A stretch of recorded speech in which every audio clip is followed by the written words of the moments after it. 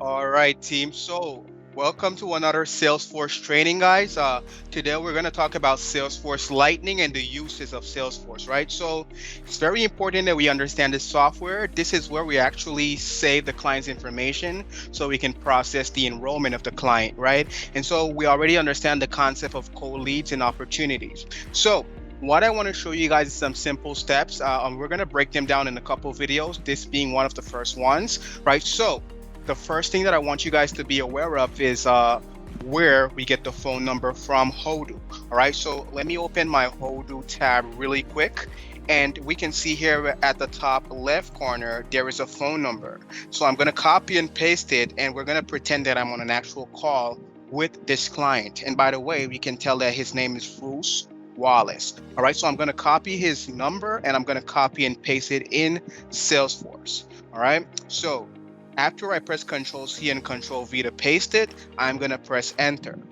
Now, as soon as I enter the information, I want to find out basically if he is a cold lead, meaning no one from the credit pros has spoken with him before, or he's an opportunity, meaning he has spoken with someone from the credit pros and he maybe enrolled or did not enroll. And I also would need to see if he's owned by an agent who works for the credit pros as well. So here it shows as a cold lead, which means that Mr. Bruce is a fresh client, right? So now that I've identified that, what I want to do next is I want to click on the actual cold lead link, and this is going to take me to the cold lead page. And the reason I'm doing this is because I need to actually go to the launch call script so I can properly service the client. All right, so where we're at here is the cold lead page, right? So we're looking at the cold lead.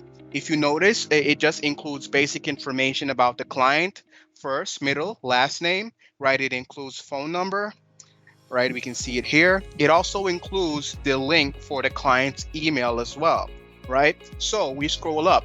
Now, when we have this particular client on the call, we want to service the client, which means we would have to go to the top right corner where it says launch call script. I want you to direct your focus on the launch call script team. All right, so I'm going to click on the launch call script. There we go. All right, so it will load a little bit, but as soon as it finished loading, it will take me directly through the introduction tab. Now, with the introduction tab, guys, this is basically a reference for you guys if you're still at the introduction phase of the call. And so if you notice, it has various inbound introduction options, right? So if it's a regular inbound, there's a generic intro there. If it's a rent to own, once again, the intro is there. And also if it's a loan handoff or an OLP loan handoff, the intro is also here. So as long as we've done the intro, what we want to do is we want to click done. So we're going to click on the checkbox here, done. It was already checked previously, but I'm going to do it again for training purposes. And after we've checked done, of course, usually while the client is telling us about their pain and goals, we're inputting details here. For example, I would ask him, Bruce, what is your biggest motivation in improving your credit score? And Bruce says, I'm trying to get into a rent to own. So I'd write RTO.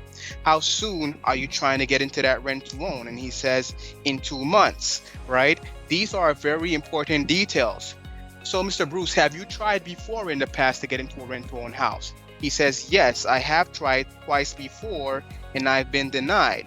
Right? So you want to write down key information, key notes that can help you to remember what you talked about regarding the pain and the dream. All right? So it's very important. So while you're doing this, guys, and you notice we have to multitask, right? So when you're finished doing this, you're going to transition to the probing questions when it comes to the credit issues that Mr. Bruce is facing. All right. So as soon as you're done with enough notes, you feel like that is enough, we're going to click on next.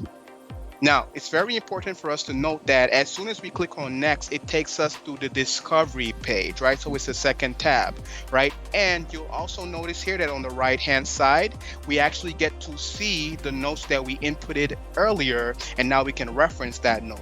And throughout the call, you will be able to reference this information if you want to utilize it to your benefit when it comes to closing your sale, right? So very important that we write notes every single time. Now, let's look at the page that we're at. We're on the discovery and the pain. When we're here on the discovery and pain, we always lead off with the first question is always about credit. So we want to ask him, when's the last time you looked at a copy of your credit report? And we also want to garner information such as, do you know your credit score, right? So when you get this type of information, you're getting the answer from the client, right?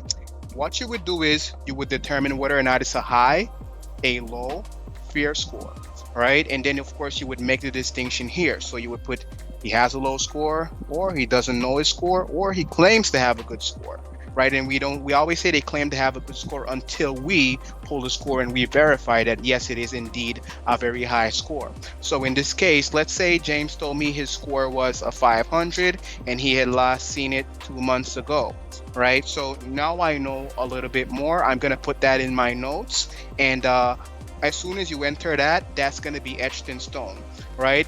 Now, since I've identified this credit standing, and of course, when's the last time, I want to identify credit problems. So I want to get details about Mr. Bruce's credit issues. So what I would do next is, of course, I would transition to asking about if the person has been denied for things like credit cards, late payments, medical collections, student loan, charge-offs. These are common negative items that we would find on the credit report, all right, or the credit summary itself. And of course, we already understand that these are the negative items that we would help the client with.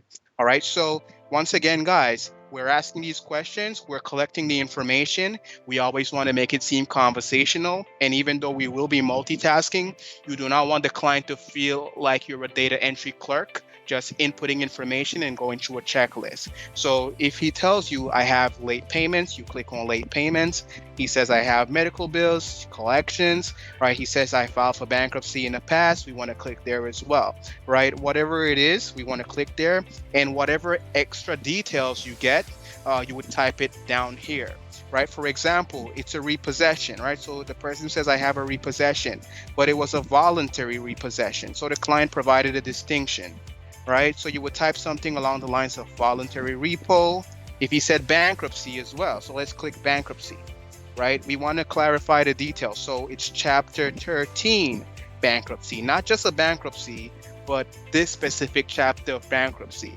Now, this is very helpful because as soon as you enter the information, whatever you type in the notes, once again, guys, it will populate on the right-hand corner of the screen. And so anyone who reviews this opportunity will get access to that information. And so they can see that you did your due diligence as an agent, you inputted the pain and dream, and you included details as well.